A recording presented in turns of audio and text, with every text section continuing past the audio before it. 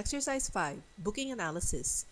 In this exercise, we're going to use a feature called Pivot Table to create various reports based on EX2 hotel data. And basically, Pivot Table reports let you quickly summarize a list, such as this one.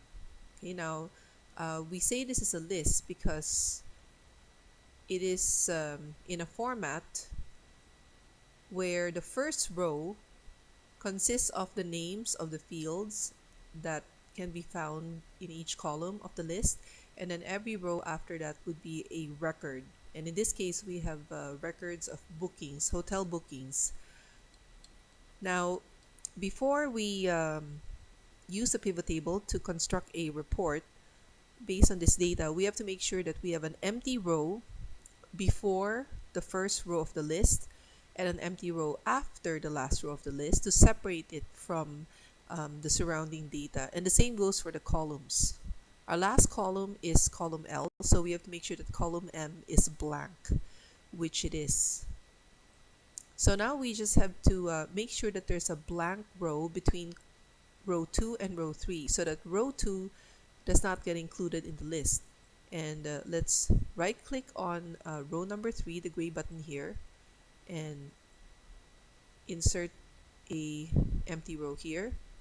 And we're inserting this row simply to separate the first row of the list with any other data which does not belong to the list.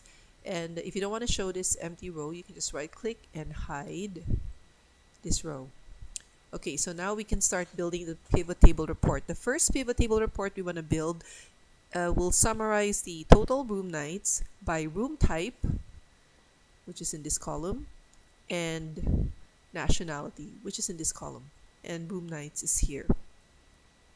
So instead of using a function such as SUMIFs, we're going to use pivot tables, which doesn't require us to write a formula. So let's see how it works. First, you click on any cell that is within your list, within the boundary or boundaries of your list, and then you click insert, and the first button here is pivot table. So Excel correctly identifies your range based on the cell that you clicked on. So it identifies that your list is in A4 colon L95, and you better double check just to make sure that this is the correct range. And we're going to put the pivot table on a new worksheet, so you click OK. So here on the right hand side, you have a list of the fields in your list based on the names of the fields that appear on the first row. Okay, so on the first row we had booking ID, nationality. These were simply the names of the different columns that make up your list. And here on the right hand side is the report layout. So as you click on the fields that you want to appear on your report here on the field list, it will appear here on the report layout. So let's go ahead and click room type. When you click room type, you'll see that it goes automatically into the rows area down here, and on the report layout it shows as a label for each row. The second field we want to appear on the report is nationality. So when I click nationality, the nationality is displayed one level below the room type. So it's a row label and it's indented below the room type. Now, instead of this, we want the nationality to actually be on the column. So here on the lower right hand corner, you'll see that nationality is the second field on the rows label area. We drag it to the column label area. And now you'll see that instead of appearing below each room type, we now have nationality appearing on the column as the column label. And next we need to click the field that we want to summarize, which is room nights. So we take room nights and it automatically goes here in the values area. And if you right click summarize, you can check that it's a sum. Now if you don't want the totals, you don't want to summarize showing the totals, you can summarize using other functions here. But for now we do want it to show the sum, so we're just gonna accept this. And the next thing we're going to do is format our pivot table report. To format this pivot table report, you can click on Home, and you'll have styles here, a styles group. Under styles group, you have a format as table. All of these built-in formats apply to pivot table reports. So you can point your mouse, hover your mouse to see the preview, and pick a format that you'd like. So I think I'm going to pick this one, dark green, pivot style dark 7.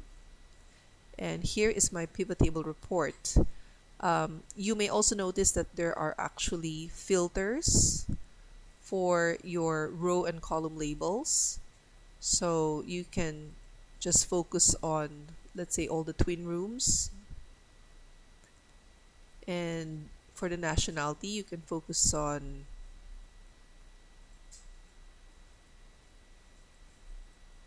Chinese, Hong Kong, and Japanese. And you will just see these entries in your report. So you can do dynamic filtering of your data even after the pivot table has been built. And to get everything back, you just select all. Now, if you don't want to give your users the option to filter the report, then we can make these filter drop-down boxes go away, or at least be hidden. So click on Design, click on Analyze, and here you'll see Show. Right now, we are showing the field headers, so if you click that, it disappears. And over here, Sum of Room Nights, this shows you the label for our data. Now, instead of Sum of Room Nights, let's double click this. And up here, we can change it to Total Room Nights.